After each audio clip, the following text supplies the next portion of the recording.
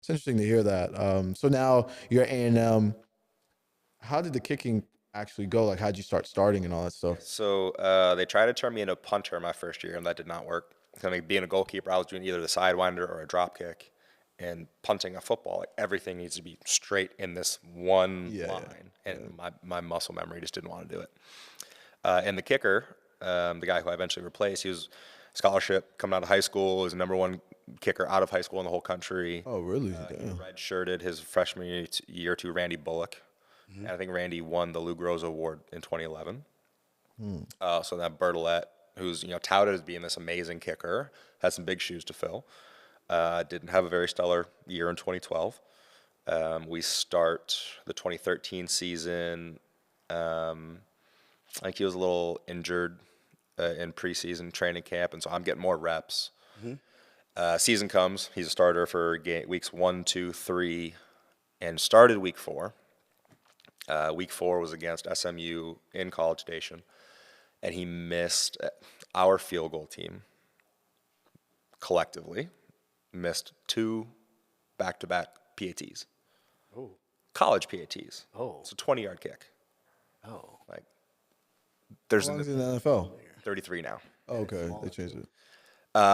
No, uprights are the same size, Hmm. but college hashes are outside of the upright. So it's harder to kick in college. The football is smaller, Hmm. so the sweet spot in this ball is smaller. You have less room for error. And if you're outside of the uprights on a hash, like the field goal literally gets smaller one way or the other Okay. because you're outside of it. And so it is harder to Um, kick in college. But the field goal unit misses back to back PATs. We score another touchdown. I mean, it's SMU. We're routing them, so we have a bunch of kicks. Hmm. And he starts jogging out there, and the special team coach like yells at him, grabs him, pulls him back, says, "Lambo, you're in." I'm like, "Do what now?" I'd like rush, grab my helmet, sprinting out there. My holder did not know that I was coming in for that kick. He thought it was still going to be the other guy. Hmm. And so I go down there, like take my steps back and over. He has his spot. He still doesn't realize that it's me. Kind of looks back to get the kicker's nod, because once the kicker gives the nod, then the holder kind of looks and can give the flash for the snap. Hmm. And so he's like settling in, and he looks back and sees me and is like, "What?" And I think his hand may have flashed a little. And so he looks back. The ball's already coming. He fumbles the snap. Football is supposed to be kicked this way, right? Football's this way, Oh. flat on the ground. Uh-huh. And just that week in practice, I pulled off of a kick that I didn't think he was going to get the hold down. And he did. And he rightly berated me for it. He's like, "Look, you always have to expect that I'm going to get the ball down. You always swing. If there's a fire call, like if there's a fumble thing, I will pull the ball away. I will call it. You always swing. Even if the ball's not there when you start your swing, believe that it'll be in the right position." Hmm. We had just had this conversation. So I'm like, "All right, man, like I'm trusting you." Ball's flat in the ground, stays flat in the ground. I kick it. It goes only a couple feet off the ground. I hit my lineman in the Uh-huh. back of the head with the football. He turns around. He's like, "What just happened?" We, as a team, missed 3 consecutive college PATs PATs. in a row. I think we were on the not top 10 that week. Oh. Later that game, I go in for it's like a 42-yard field goal, my first field goal ever in a game. So that 2012 season, they gave me a couple of extra points, Hmm. in garbage time. And so this is my first ever 3-point try at home. Like kickers don't get subbed in the middle of the game. Like, Hmm. what is this? And I make it. It's like 4th and 6. I make the kick, going just absolutely berserk. However, there was a flag. oh, hell no. Defense was offsides. So now it's 4th and 1. Oh, they can probably go for it. We got Johnny. We got Mike Evans. We got like all these cats. Like, we're going to get a yard. So they take the points off the board, accept the penalty. Johnny does a QB sneak up the middle and gets stuffed. Oh. Turnover on downs. Took the What? points off the board. I was like, "What is this?" And I think I had another maybe 40-yard kick a little bit later that game. I made it. And then for the rest of the 2013 season, I was battling for my job every week in practice. It was a battle every week. Going into the bowl game, I didn't do kickoffs because they told me that I think they had to justify And Taylor had such a strong leg. He was kicking it out of the back of the end zone every time. They said he didn't lose his job as the kickoff guy. He lost his job as the field goal kicker. So we switched off. And then that 2014 year, they put me on scholarship. We start the year away to South Carolina. I think it was on a Thursday night. We were the very first college football game of the year. And we were battling in warm-ups. In warm-ups? In warm-ups. Maybe they knew who the kicker was going to be, but they didn't tell us. Like, I think we were dead even with warm-ups. And they're like, hey, Josh was a starter. He ended the previous year as a starter, so we're going to give it to him. And I started the rest of my senior year. I didn't have a lot of kicks. I mean, in 24, That was Johnny's last year, right? Johnny's last year was 13. 13, right? And this is 14? This is now 14. Okay. We have, Who's the quarterback in 14? we didn't have Kyler Murray yet. Yeah, I remember he was. Tall, thin, blonde dude, ended up playing in Carolina for a little bit, transferred out when Kyler Murray got there. I forget his name. So I didn't have a lot of kicks throughout my, a little bit more than season and a half playing. And then end of the season comes around. We're in bowl prep, and I get an email from the NFLPA, Players Association, that I got invited to their collegiate, senior bowl. And I showed it to my special teams coordinator. I said, is this a joke? Is this a crank call? I was getting ready to accept a position at this winery in California that was going to offer me a job. And he's like, oh, no, that's real. And you need to accept it right now. And then after the bowl game, the very next day, I get an email, Josh, you've been invited to the NFL Combine. I'm like, What the hell? are y'all drunk? What? I get an opportunity to go to the Combine. I have a pro day with the Chargers. And I fell through the draft. I was desperately hoping to be drafted because then I'm like, I could say, I've been drafted in 2 sports. Yeah, Very few people can say that, right? that would have been sick, yeah. Ended up falling through the draft for a couple different reasons. The Chargers was going to be the best opportunity for me to win a job or minimally to get film. Did you get an agent at this time, or Yep. I had an agent. different from your soccer agent, right? Different soccer agent, but I ended up going back with Wasserman. Oh, you and Wasserman. So I reached out to my former soccer agent when the football stuff was happening. I'm like, hey, do you guys know anybody? He said, well, we have a football agent, but he kind of does more big-time stuff. He encourages, especially if you're going to go undrafted, maybe get a smaller agency, somebody can give you more time, whatever. Then I'm starting to get calls. I get the Combine invite, and I tell Dan, hey, I'm going to go meet with these agents. Can you background check for me real fast? Oh, by the way, I'm going to go to the Combine. He's like, oh, interesting. Let me make a phone call. Calls the football agent for Who's your Wasserman agent at this time? Who's the soccer agent? Dan Siegel. And then a dude named Will Wilson became my football agent. He's Andrew Luck's uncle. Andrew Luck's from Houston. Is he? Yeah, he went to Stratford. Oh, okay. I used to throw footballs with him, I think, back in the day. Okay. My brother's best friend and him were the top 2 in Texas. Sam McGuffey were the top 2 all for players in football, high school football. Dope. So their whole family, and his dad was the GM of the Dynamo, Houston Dynamo. Yes. Arthur. Yep. Yeah. And so Will was in the soccer space. I think the international tournament during the summers, he kind of kicked that off. Inter Milan, Manchester United, all these clubs coming in. I think he had a big hand in that. Oh, okay, cool. And so when Andrew was graduating Stanford, everyone knew he was going to be a number 1 draft pick.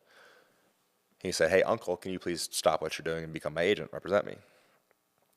So that's how, and he already had a relationship with Casey Wasserman. Anyway, so they started this little small mom and pop football shop within the world's largest sports agency. So I had the resources of Wasserman, but the feel of a mom and pop agency. 'Cause I think I was only their 5th guy at that time. Oh, that's what's up. So I got a bunch of attention. I felt really good. Things far changed with that relationship. So I'm talking with Will, and we're like, hey, if you fall through the draft, you should go to the Chargers because all these other clubs are like, hey, you're going to have to beat out all the other rookies to get a shot at the veteran. With the Chargers, they were saying, look, it's going to be you versus Nick Novak. That's it. May the best man win. We don't know if Josh is going to win the job, but he's at least going to get 4 preseason games worth of film. And for a specialist, you're not so worried about making that first club. You're worried about if they don't want you, there are 31 other teams that might want you. Because there's a lot of times maybe a club doesn't like the kickers, either one that they had. Another club has 2 really good ones. Somebody gets cut. This club waives both of those guys and picks up this guy the week the season starts. So you're playing for more than, I was playing for more than just trying to get on the Chargers. I was trying to go anywhere. And then I end up, at the end of preseason, I think we were both at like 88% between games and practice. Yeah, but he couldn't keep up with me with leg strength. I mean, really? Everything. He was in his 30s. I'm 24, big, strong, used to hitting goal kicks my whole life. Kickoffs were just another thing. And so they ended up going, I was younger, cheaper, stronger, and statistically can score as many points. So they ended up going with me. And Wow, that's great. I didn't have a very successful first couple of years. My first year in the NFL was my 4th year ever on a football team. That's crazy. It was my first year ever. That was my second year beginning of the year as a starter, as the starting field goal guy. And it was my first year ever being the starting kickoff and field goal guy. So it was all very, very new to me. I mean, the level is just so much higher. And What was it like? What was it like when they like?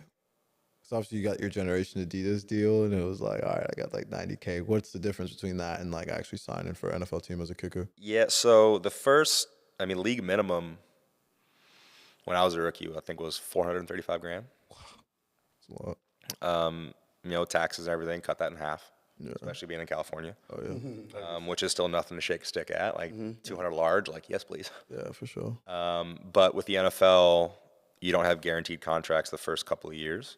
So, and being an undrafted kicker, I don't know if I can do this. Like realistically, I don't know if I can. I'm not proven. And so if you're not a vested veteran, which is I think 3 years in the league now, it was 4 when I was playing. You get paid in installments. If there's 17, back then it was 16 games, 17 weeks. You get paid for your bye week. So that $435,000 gets divided per game. So you get 17 paychecks. Okay.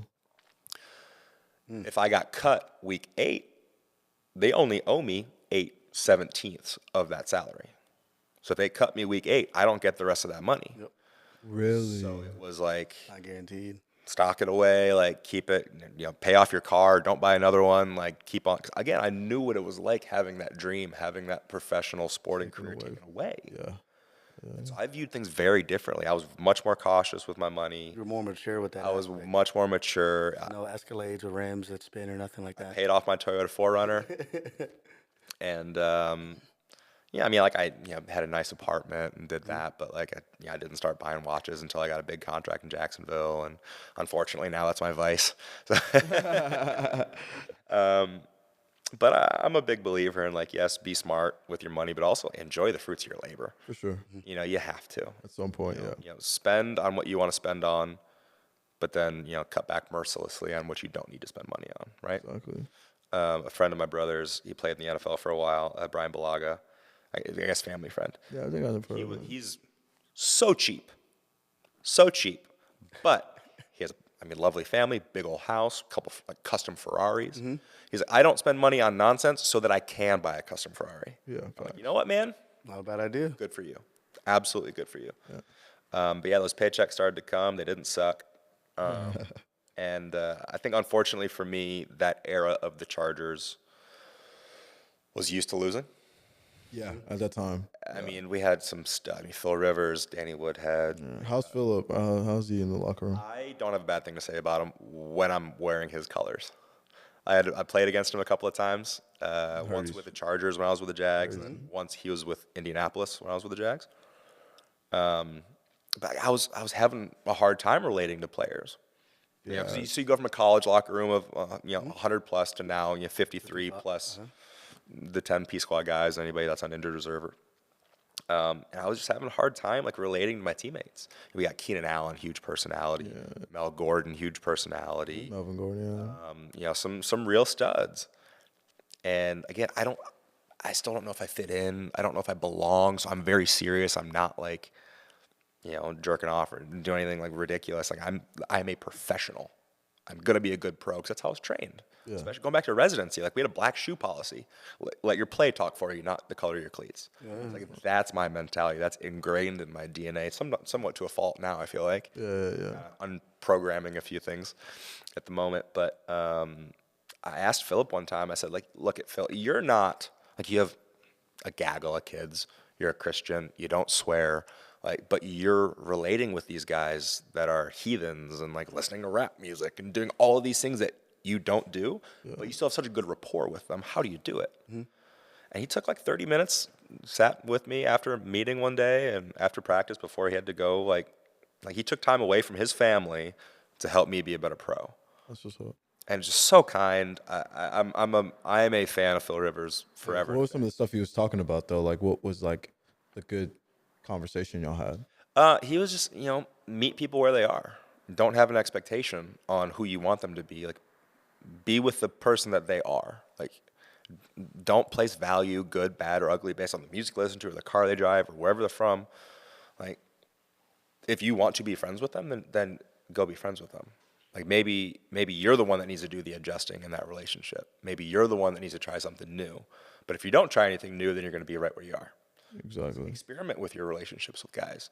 Take the invite. Maybe you don't get invited, but maybe you do the inviting. Yeah. I tell them that all the time, actually. Yeah. I've been around enough people, and that's where sometimes we have like a little argument. Like, I've been around enough people where I'm so inviting, like, you know what I'm saying? Like, I like to invite people. I want people to come into like what I'm doing. Like, I like that. Like, that's what makes this great. That's why we all even here in the first place, is because we're all into like the environment of bringing people in. And thank you guys for inviting me. Of course, bro. But it's like, I feel like there's another side to it where you have to look at like the character. And I was talking to Elizabeth about this before she left, and it's like, you never make a bad decision when someone's character is half decent. Even if they end up not being your good friend in the future, it's a good lesson because at least you know that character level was there to start with. But when the person is just completely out of pocket and just one of those people that you know for sure, like, all right, this person, you still invite them just to see what kind, because you never really know, but you also don't allow nonsense to continue over and over and over. And after I see like 3 or 4 times of somebody's nonsense, I'm like, look, man, I ain't finna deal with you no more. Like, I'm gonna do, because as I gotten older, it's gotten less tolerable because I have more things I need to worry about. You know what I'm saying? Like, and in my mind, if you're gonna be harder to deal with at this age, then I'm gonna give you so much advice. I'm gonna give you the advice I can. And if you want to hear me, you hear me. If you don't want to hear me, it's cool. But I like how he said that because he's very right. You have to meet people at their level, and that's what's given us like kind of like a good opportunity in what we, how we're working in the film world, is that we can get on these people's level, even though they didn't play sports or they're not super big athletes. Some of them don't even like soccer. Some of them don't like anything, but they like us. And that's something that's helped a lot. And I like how you were saying that, when you were at, when you met Phil, when you talked to Philip Rivers and you're having that conversation, did you meet any other guys in the league at the time? Like, especially in this time when you're kind of getting your feet like kind of stuck in the ground, did you meet any guys that you felt like really like change your perspective on stuff? I don't know about changing my perspective, but like Danny Woodhead Oh, great. was Houston guy. the first person that introduced himself to me when I walked in the locker room. That's good. Like he went out of his way to, hey man, how you doing? I'm Danny, and like just big and lively, and like as much as I talk about the NFL wasn't for me, it was hard for me to relate to guys. There are some absolutely top-notch people. Yeah, for sure. Unfortunately, those guys don't really stand out because kindness doesn't make the news for whatever reason. Yeah, for sure. Yeah. But I like that spoke for. I'm like, I had him on my fantasy team like the last several years. I'm like, I know who you are. Oh, word, that's I dope. don't like football, and I know who you That's are. dope, that's You're dope. coming to introduce yourself to That's me. dope. That was super cool.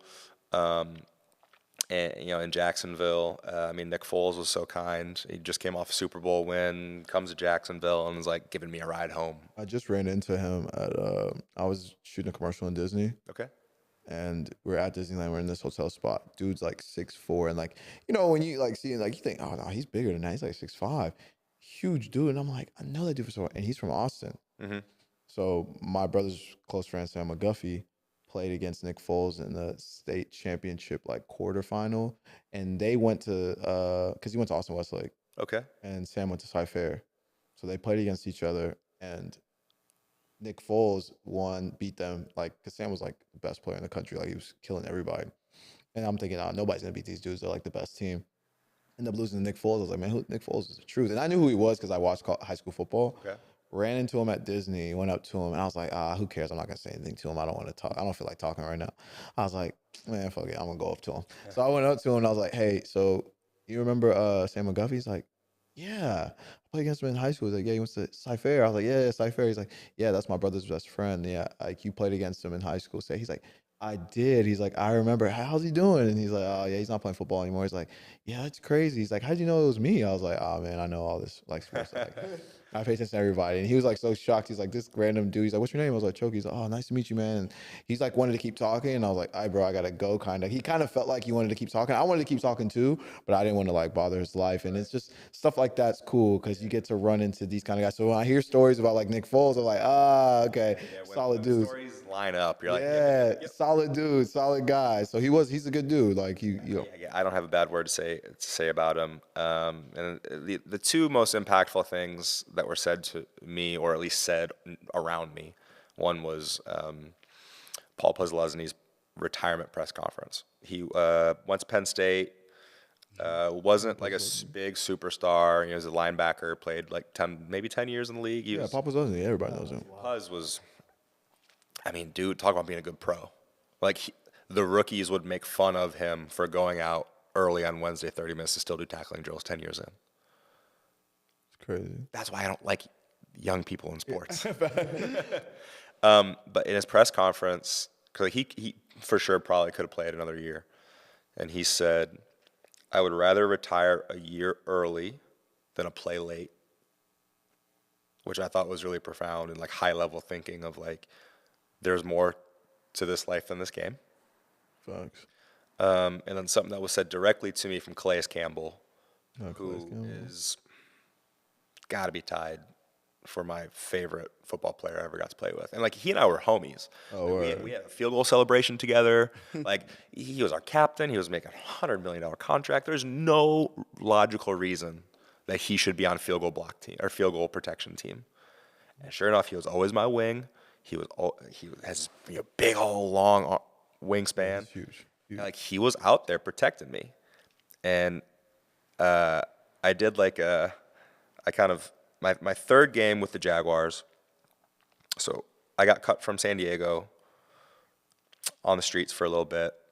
They cut Jason Myers from Jacksonville because he was missing a bunch of his long kicks, like 50 plus. He was not doing so well that season. My third game with the team, second game with the team in 2017. It's week 8. We're home against the Bengals. End of the first half, 54-yard kick. 56-yard kick, excuse me. I think my record at that point was 54.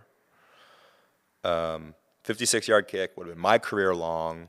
Like this team went out on a limb, cut their guy to sign me.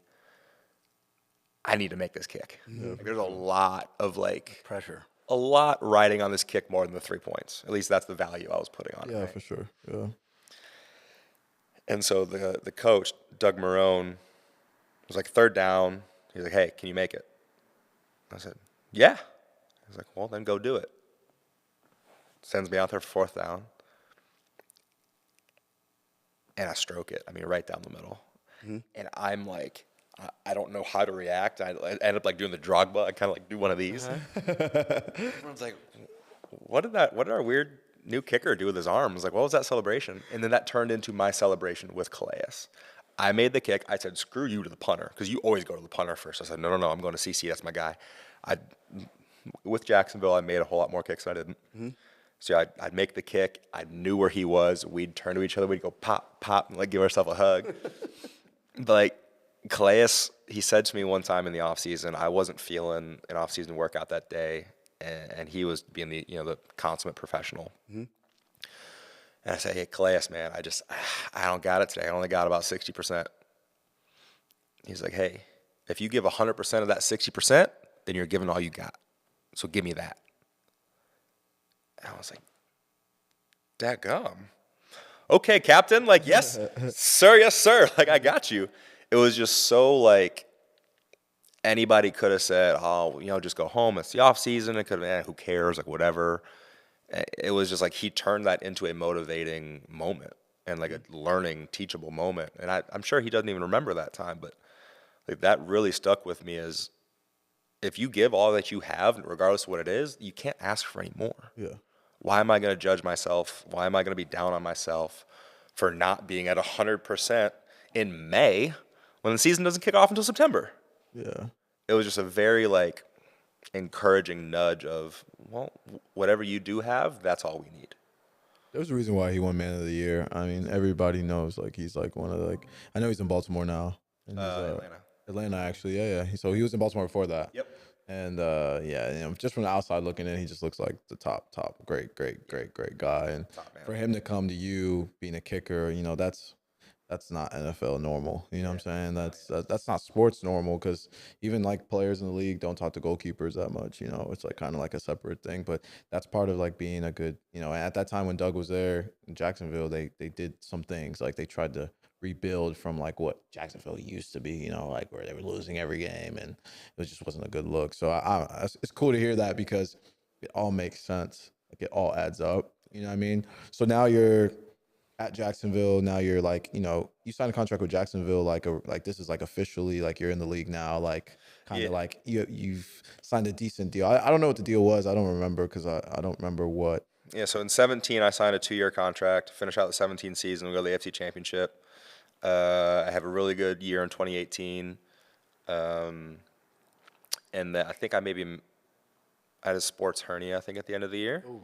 So I didn't play the last 3 games. But then I was going into free agency, or I was planning on it anyways. And then Jacksonville came in with a good offer. It was 4 years, $15.5 million. 15? Yeah. Jesus. For the total, I think I don't know what was guaranteed. It wasn't 15. But I got a 7-figure check. That's good. Like staying in the town that like I became an NFL kicker there. That's what's up.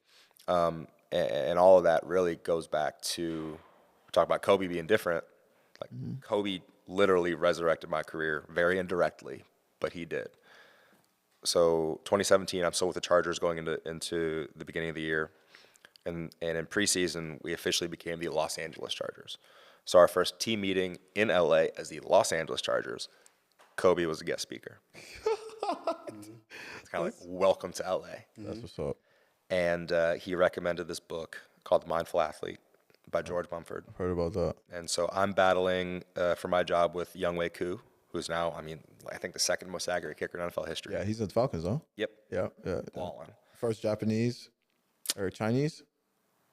She's like the first I Chinese, believe South Korean kicker ever to be in the NFL starter. And balls on. Beat me. Didn't do so hot for the Chargers, but then goes to Atlanta. And, does amazing. And so I'm realizing that like something needs to change within my mind, or my employment status is going to change, right? And so Kobe recommends his book. It's a Phil Jackson mandatory read if you're going to play for his team. And I read that throughout preseason. And week 4 of preseason, last game, we're on the bus from the hotel to Levi Stadium in San Francisco. I finished the book on that bus ride, and I go into warm-ups. Everything clicked. Like I knew how to kick. I wasn't thinking about a million different things anymore. I knew how to just like be still and be in the moment. I could not miss anymore. I couldn't. I tried to, and I couldn't. 65 yards, doesn't matter. Like I made it. Sheesh. And I go to the assistant special teams coach, and I say, hey, man, I figured it out. I'm not going to miss anymore. They cut me 2 days later. 6 weeks later, I signed in Jacksonville. And from week 7 of 2017 to the end of the 2020 year, I was injured for most of 2020. I only had, I think, 5 kicks over 4 games.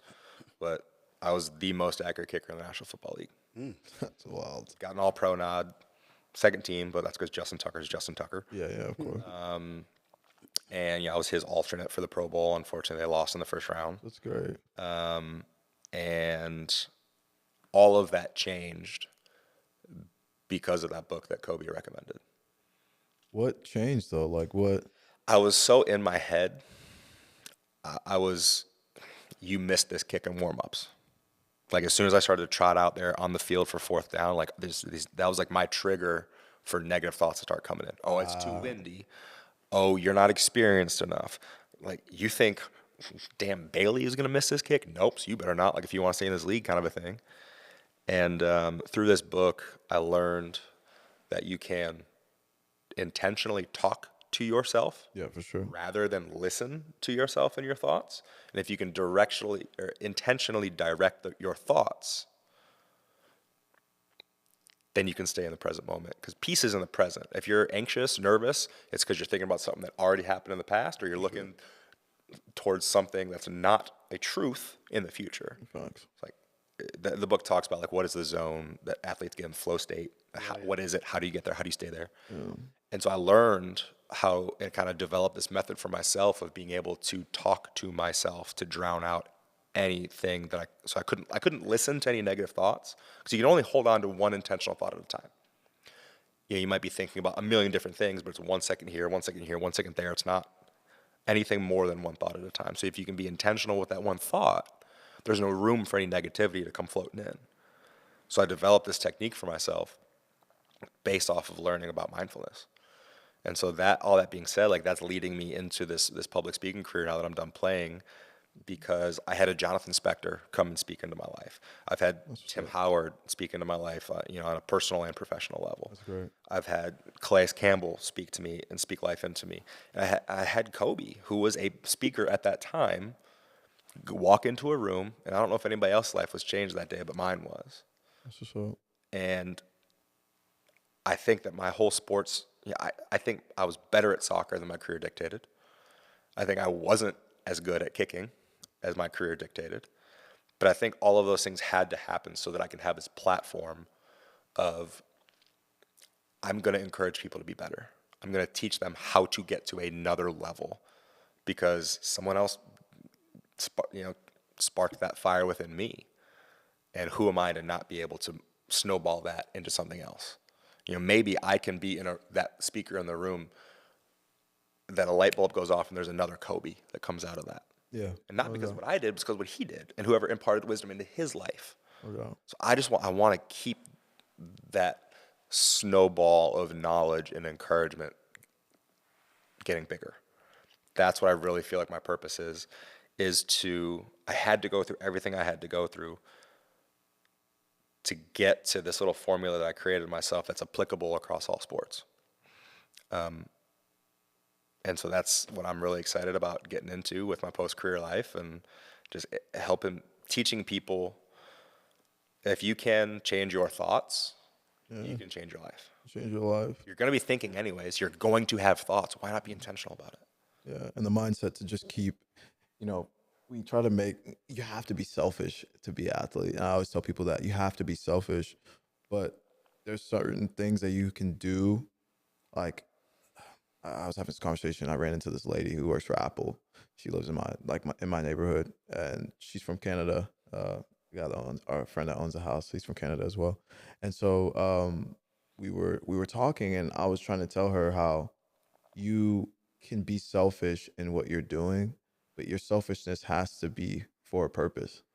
You can't be selfish because you want it. You want to be selfish so you can get other people to get it. Right. You know what I'm saying? I think that's where a lot of people who become truly, truly successful, their true struggle is. Because, there's a lot of attention that people want, social media and all that stuff. That's cool. Like, if you want attention, that's fine. Like, that's great. As long as your attention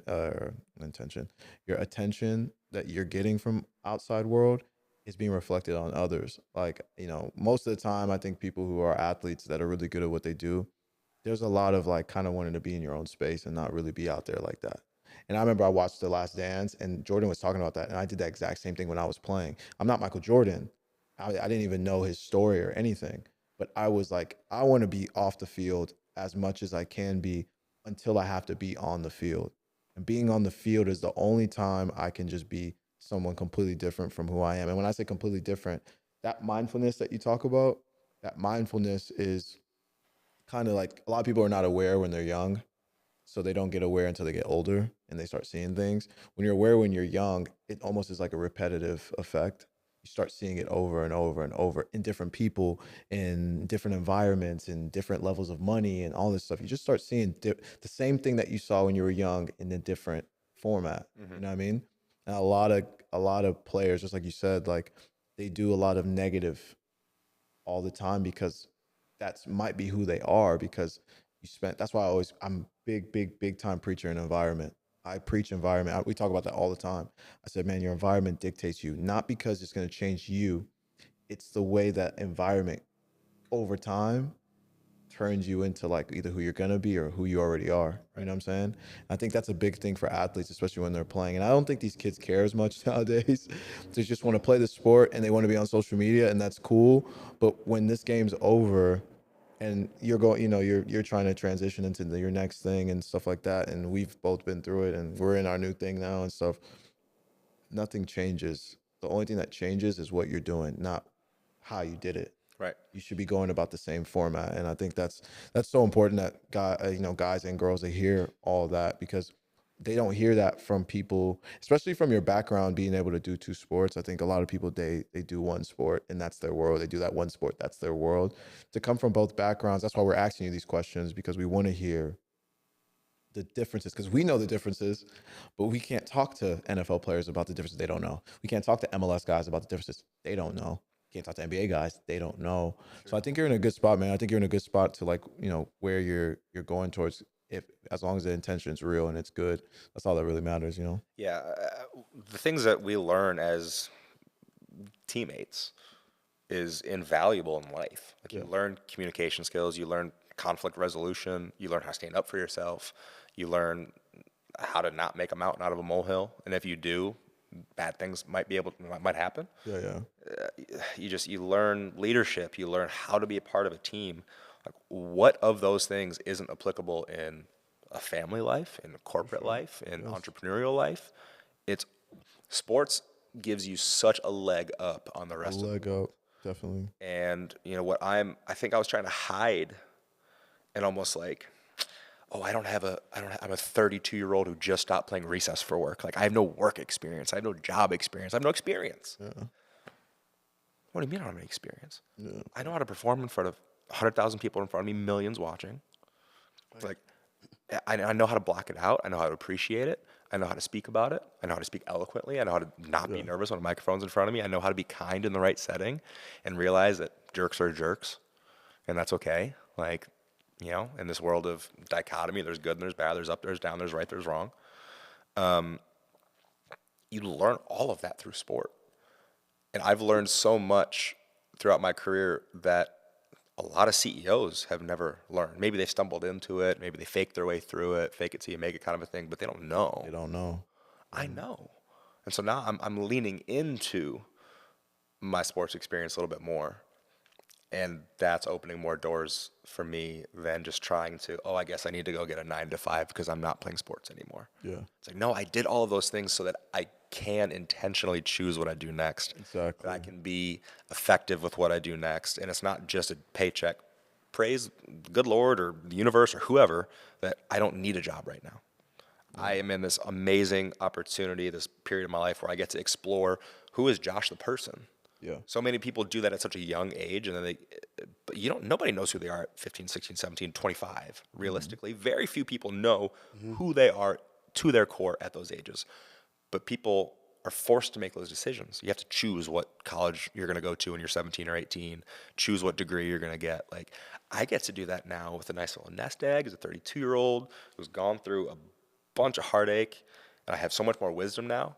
And now I get to attack the world with all of that experience. All that, yeah. Hell yeah, let's go. Young, still young, yeah. So now that you were at Jacksonville, hey, I kind of like, I got a bunch of friends in the NFL, and they were talking about how you're a community guy. Yeah. big community guy. Like, you were in the community. How was it being a part of like Jacksonville? I don't know much about Jacksonville. I just, obviously Jaguars and stuff, but what's the community like in Jacksonville, and like how are you like partaking in it? I mean, it's a little like, I mean, it's a great place for families to be, and there's the beaches. It's this kind of sleepy beach vibe, and I was playing guitar and beach bars, and like You really got I playing had a guitar couple at of the like party, huh? You were that guy? no, no, no, no, no, no, no, no, no. I learned how to play guitar much later, and the guitar teacher I had in Jacksonville, I mean, he was phenomenal on guitar, and he and bunch of different vocalists would play gigs around town. He invited me out to a set one time. I got a bunch of people. We went, had a good time, was drinking, doing the whole thing. And like for the very last song, I think he intentionally made it super easy. He was like, "Hey Josh, like come on up." Like kicked another person off, gave me their guitar, and I was like strumming, playing along, and it was great. And he's like, "Hey, if you're gonna come next week, just bring your own guitar, and you're gonna come up." And we like made a thing out of it. Like every week in the off season, like I was playing on stage in front of people multiple times. That's what's up. The Josh Lambo and Friends band had a couple of paid gigs. Okay. Okay. And Yeah. that was super fun. Yeah, I worked pretty heavily with this dog foster and rescue called First Sisters Jack's Beach. I adopted my dog Indy through them, and I worked hand in hand really closely with a special needs school in Jacksonville called the North Florida School of Special Education. They're just doing amazing, amazing, amazing things. That school is near and dear to my heart. My eldest brother has Tourette's. Wouldn't have gone to a school like that, but definitely needed more than what he got Yeah, in for his sure. schooling. He would have benefited from a school like North Florida. Mm-hmm. My nephew is autistic. He's at a special needs school in Illinois. Like these people make such a big difference. Yeah, They're just another number until it's someone that shares your blood. for sure. Then it's everything. That's everything. You know. Yeah. And so they're an awesome school. They do a lot of really good things. I was a sponsor of the library, I had a scholarship, and all of that led to me being the year after Calais won the whole Walter Payton. I was the Jags nominee in 2020 for the Walter Payton Man of the Year. I saw that. So my middle brother Zach, who was a soccer player, he told me at the beginning of my NFL career, he said, "Josh, I don't care if you ever make the playoffs. I don't care if you were a Pro Bowler. I don't care if you're an All-Pro. You go win that trophy, or minimally get nominated." And I went and did that. And that is like, yes, the All Pro nod was super cool, and that's something that's on my resume that I boast about truthfully. Yeah, for sure. Because my numbers that year were better than JT's, they just were. But but yeah, the fact that I have that little placard says Josh Lambo Walter Payton Man of the Year. Like my grandfather immigrated from Europe, like like he created my family's last name. Like our family's original last name is Haji Lambros. He shortened it. Like Really? he was the first ever Lambo, and at least within my bloodline. And I told him before he died, I said, "Dedo," which is grandfather in Macedonian. I said, "Dedo, you made our family's last name, but I'm going to make the world know it." And I feel like I've done a pretty darn good job of that so far. Yeah. But I also feel like it's just the tip of the iceberg. Yeah. I got a lot more to do, and getting an award like that, getting recognized from the club in that capacity was really special, and that's something that I don't have a lot of things that I keep on my desk, but that trophy is one of them. And our equipment guy. So unfortunately, I hardly played that year, but they gave me, if you're the nominee, you get the little sticker on the back of your helmet, like Calais and the other guys that win it, they get to wear the badge on whatever jersey they play forever. I got a bunch of little stickers I got to put on my helmet. My EQ guy gave me like a little pamphlet of them. Like that's my bookmark. So it's like a little bit of a reminder of like, hey, this is what you've done, but also like keep doing what you did to get there. Yeah, for sure. So yeah, I mean, Jacksonville was super kind to me, until a very strange end to my career in Jacksonville with a particular head coach, and so that was not the way I wanted to leave that club. That was with With Urban. oh, That hurt. all right. God, that hurt. Let's yeah. So I've we've heard about this conversation. So, we watched the documentary at his crib a little bit, and he's a Ohio State guy. Florida one. Like, Yeah, and it didn't really give like everyone like what they wanted. They kind of tried to make it seem like Urban's like this good guy, like they always do, with all these like great football coaches and stuff like that. What was your experience like, when Urban was there? Because I don't have a like or dislike towards Urban, but I read an article in 2016 about the Florida Gators team and just the behind the scenes stuff that kind of came out in the documentary, but the article actually has way more right. on ESPN. It had way more like detail to like what was going on like behind the scenes. And I'm not a big fan of coaches who like specialize players. Like I said, the exclusivity.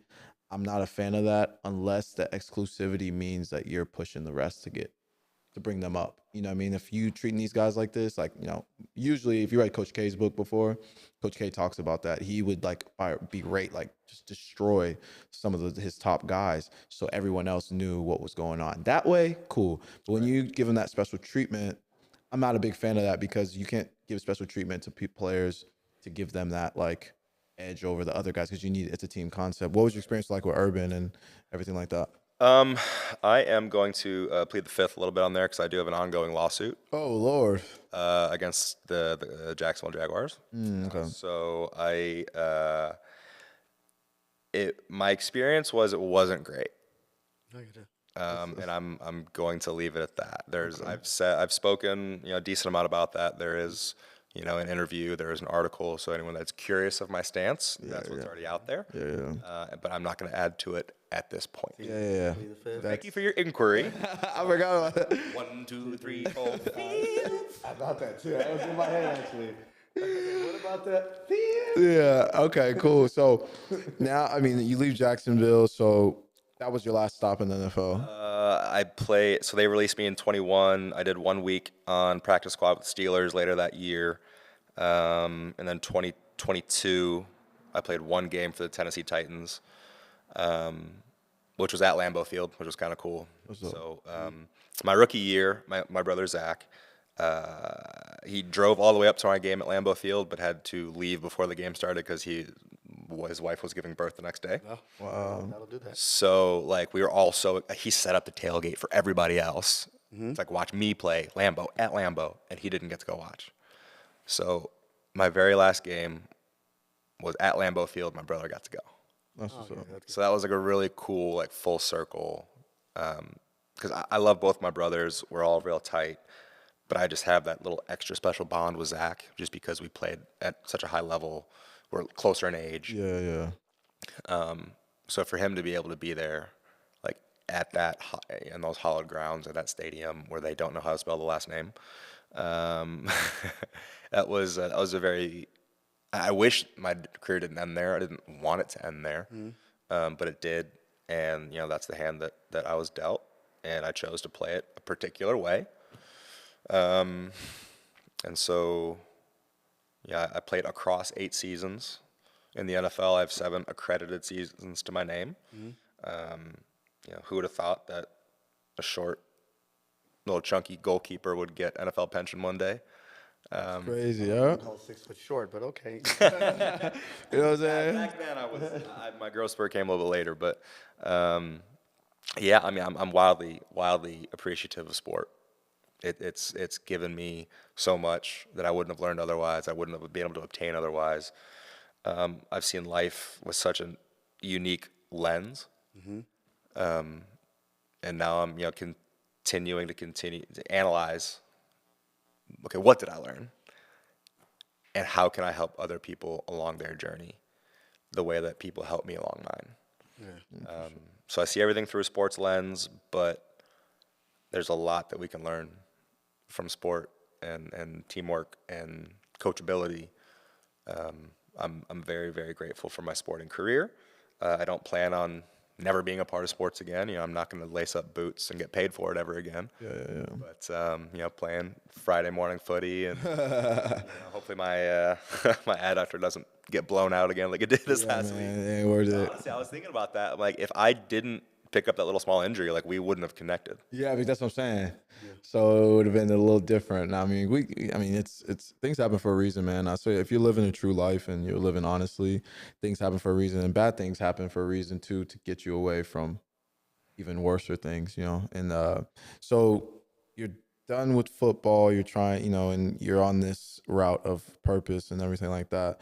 What do you feel like, what are you doing now as far as like going forward? What are you trying to do as far as like, with this, you have a lot ahead of you that you can do. Yeah, so I'm for sure pursuing public speaking. I've hired an amazing coach, Dr. Barbara Lash. She's phenomenal. But I'm also giving myself a little bit of grace and space to be able to say, I just got out of football. I think I retired officially in March, April, somewhere around there. Wow. And so like I'm inside of a year of starting this new path, of starting something I've never done. Like I'm still developing Josh the person because he was never allowed to. It was always Josh the athlete. Yeah. Josh the person always came second. For sure. And now that I kind of, erased Josh the athlete, Josh the person got promoted to first team. And I'm learning how to make my own schedule. I'm learning how to work out on my own. I'm learning how I can travel whenever I want to, and how do I want to utilize that. And I don't have it all figured out yet, and I'm okay with that. I played football. It's no secret. Football was never my favorite thing, but not everyone loves their job. Mm-hmm. But I told myself, if I'm going to play football, it's going to be so that I get to choose what I do next. And I'm dating myself. I'm dating this new career. I'm dating this new life. And I'm not ready to pop a question yet. Okay, so then one final thing here is, if you could talk to your younger self, what would you say? And then let's say to the younger generation, like to another kid who's in your shoes, that's probably going through the same thing you're going. What advice would you give them, or what would you say? It's like a eulogy to life. I would say sacrifice your younger years. Me personally. Thanks. Got you. I don't know how many people that achieve greatness or married their spouse like as a teenager, like in their early 20s. Like take your time to develop. At this age of social media and everything, like you have to have your life figured out by the age you're 21 because Kylie Jenner exists. Yeah. Like what? Sure. That's not real. It's not real. I think take your time to develop your passions. I think make yourself a little chart of what you say is important to you, and then another chart beside it where you spend all your time. And if those two things don't match up, then those are not your priorities. Thanks. And I would say make more friends in that sport. Like, be a good pro for sure. Be dependable, be responsible. But when your boots come off, be a person. Thanks. A little bit more. Keep the athlete in mind, but be a person, because there will be a time when sports comes to an end. Mm-hmm. And I don't miss the locker room so much. But like when it's gone, and you don't have somebody like you will be with 53 other people at 8 a.m. on Tuesday. Yeah, like that's gone. No one gives you gear that says this is what you're gonna wear today. Like this is when you're gonna be there. This is how you're gonna get there. Like learn how to make decisions for yourself. There needs to be a separation of church and state, I think, to be able to get the best out of yourself between the athlete and the person. And so my athleticism progressed so much, but now that that's gone, I'm at a much lower level on the personal level. So I'm building that up. And looking back, I could be further along than I am. But go have a conversation with a teammate that you've never really taken the time to explore that friendship, that relationship. Like, ask the question to the coach. Don't think that, if I ask the question, like, they're going to think I'm dumb. Like, no, they're going to be respectful of you for checking your ego at the door. Hey, how do I be better? Yeah. Work your butt off, but also work your butt off at learning yourself. Because when sports is gone, you will still be you. Yeah. And a lot of professional athletes, and I'll be the poster child for it, we don't know who we are when sports are gone. And that is, again, I'm very lucky to be able to have this time to really explore me, For sure. because not everybody has that opportunity. A lot of people have families, didn't, have the big contract, maybe to come out of MLS instead of the NFL. And they're like, dang, like I gotta, I gotta get a job at Dick's Sporting Goods or something, Yeah. So I think work now with the future in mind, Yeah. I think would be my big takeaway. Because life gets so much better in your 30s. Your 20s are for screwing up. Your 30s are for rectifying all the things you screwed up. And then from 40 on, live your best life. Yeah. I'm going to George Clooney the heck out of this life, and I can't wait. I know that I'm in this foundational building stage, but like if you're at a ground level, you're going to build a skyscraper, you have to build down for the foundation. Yeah, no You have doubt. to break ground. Things have to get messy. But then the further you go down and the more you build up that foundation, man, then you really can build a skyscraper. And I feel like my foundation is almost set, Good. and I'm starting to build, and I'm glad to be doing that now in this stage of life, with this maturity, this wisdom, and life gets better if you set it up to be that way. Exactly. I just wanted to ask you because I'm a Texas guy. We went to A&M. So, what was the craziest thing you saw Johnny do? Because I heard I used to be friends with his ex-girlfriend, Okay. Colleen, Mm-hmm. back in the day. Like I met her before she actually went to college. So, what was the craziest thing you saw at A&M? I wouldn't even say just Johnny, just at A&M that you hadn't really seen before. Because Texas is a different level. Yeah. It's a different level of party, and just anything you saw where you were like, yeah, I've never seen that before. So I didn't see this, and I've heard it from multiple sources. So Johnny, don't come at me. I didn't see it, but I heard it years and years later from a coach. It was his last college football game, Texas A&M against Duke in the Chick-fil-A Bowl, New Year's Eve. We're getting spanked. I think we're down maybe three Duke scores. turned around at that time, and they're starting to become like a football school. I mean, they were taking it to us pretty good. Yeah. I think we were down 3 scores at halftime, and Johnny goes in. Everybody's pissed off, furious, whatever. And he goes into his locker, kind of looks around a little bit, a couple times, goes into his bag, takes out a whole flask of Fireball, chugs the whole flask, goes out, and we win by like 21. Sometimes you do. What? He threw for 3 tutties, I think, in the third quarter, to a walk-on wide receiver, Travis Labhart, my guy. Got to loosen the nerves. Hey, like, if that's what allowed him to be him, Don't do it. I don't think any sports scientist is going to recommend that for anybody else. Not in any work environment. I mean, that is just not something I would ever even fathom. But it enhanced him. So I'm like, hey man, you know what? We won the ball game. You won your last college football game. Enjoy going to get paid. Like I had no idea that happened. That's crazy. And, years and years later, multiple people told me. I said, do what now? Yeah, that's wild, man. It's just good. It's good talking to you. You're a unique like individual in the sports world. I think no one's gonna have this kind of experience early because you're one of the first people to do that do the blend of like MLS and NFL type thing, and it's good to talk to you. You seem like you just have your head on straight as far as like where you're trying to go, and we wish you the best and appreciate you coming on and joining us, my dog. Appreciate you, brother. We good, you? All right, guys, this is Chopaholic. Make sure you subscribe. Please hit that follow button. Like it wherever you can. Just tell all your friends about the Victory Chatter podcast. And, we'll be back. Holla.